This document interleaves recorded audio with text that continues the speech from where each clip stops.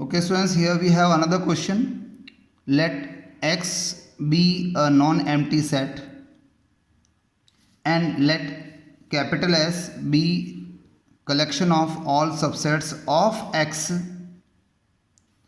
Let R be a relation in S defined by R is equals to ordered pair of any two subset. Okay, so here A is a subset of B. Show that R is transitive but neither reflexive nor symmetric. Dear students, to make you understand clearly, I am going to assume here one example, and this example no need to consider in examination. This is for just make you understand easily. Okay, so you can keep this example in your mind. Okay, and then you can start direct from this way: transitive, not reflexive, not symmetric. So here I am going to consider this example here. Let A is equals to, here two elements 2 and 3, it is one set. B is another set, it has 1 2 3, and C is another set which has 1 2 3 4, where X is the superset, that is 1 2 3 4 5. It means A is a subset of X, B is a subset of X, C is a subset of X. And here it is already mentioned in the question, let X be a non-empty set and let S be the collection of all subsets of X. So this A, this B, this C, all are the member of S. Okay, and S is the what? Collection of all subsets of X. That's why I am saying you A is a subset of X, B is a subset of X, this way. So look here, therefore S is equals to A, B, C, this all are in the as an element in the S. That's why S is playing role of what? Power set. So this way we have A is a subset of X, B is a subset of X, and so on, etc. Now dear students, under this all conditions, we try to go for transitivity first. For proving the transitivity, we have to consider at a time three subsets. So I am taking here A is the one subset, okay, of X, B and C. These all are belonging to what? Capital S. So I am taking capital S. Okay. Now if A comma B belongs to R, means what? Means this A is a subset of B.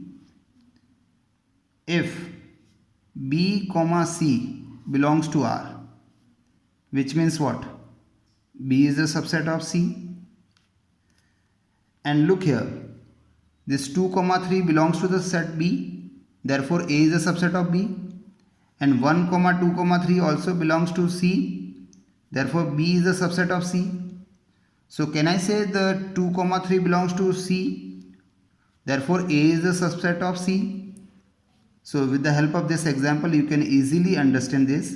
A is a subset of C, which implies us A comma C belongs to capital R. It means relation.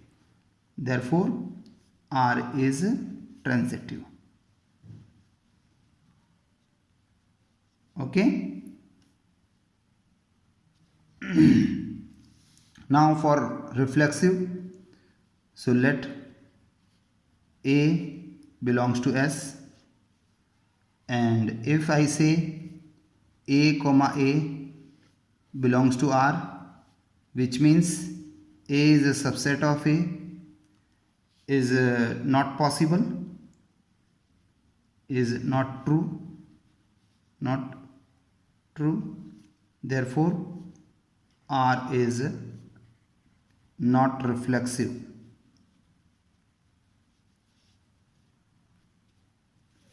Now for not symmetric, let A comma B belongs to S, and if I say A comma B belongs to R, which means A is a subset of B.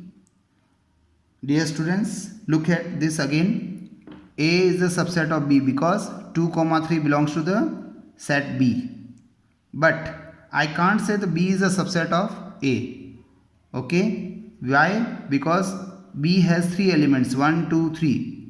And A has only 2 elements, 2, 3. So I cannot say B is a subset of A. So, but B is not subset of A, which implies B comma A does not belongs to R. Therefore, R is not symmetric. Hence the solution.